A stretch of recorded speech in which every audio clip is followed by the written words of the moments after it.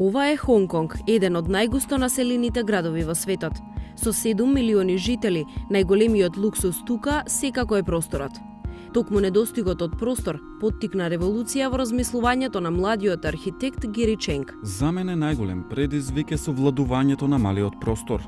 Гери тргнува од принципот кој владее во Хонг Конг, максимално искористување на секој метар квадратен. Така тој решил да не се откажува од својот минијатурен стан. Имаме една соба за моите родители и една соба за моите помали сестри. Замислете си, во станот од 32 квадратни метри живее и еден кираџија. Поради тоа јас морав да спијам во дневната која всушност е ходник. Ова многу често се случува во семејствата во градов. Луѓето живеат во многу тесен простор. Тука почнало се. Со употреба на футуристички лизгачки систем, Гери во својот стан од 32 квадратни метри добива се што ќе посака и верували или не, ги има сите погодности. Јас не се поместувам, куќа да се движи за мене. Она што ви личи на обичен зид се поместува и открива гардеробер, кој пак кога ќе се помести, открива када за капење.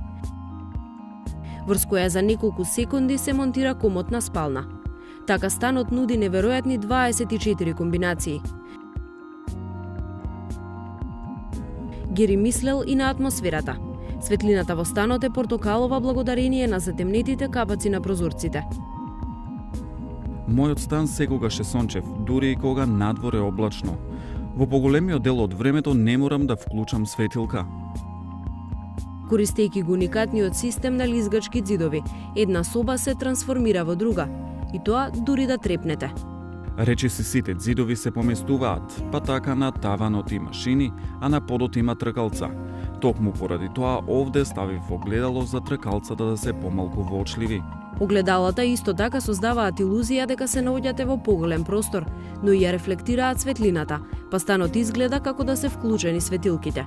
Секако најважно за Гери е тоа што спалната се собира.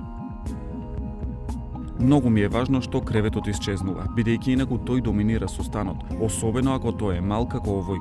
Откако ќе се наспие, тој оди в кујна или веднаш за телевизорот. Кујната е многу компактна. Долга е само 2 метра, што е доволно за мене. Сепак станот на Гери крие уште една соба, која повеќето луѓе ја немаат во своите домови. Домашно кино во кое може да се испружи и да ги гледа омилените филмови на голем екран.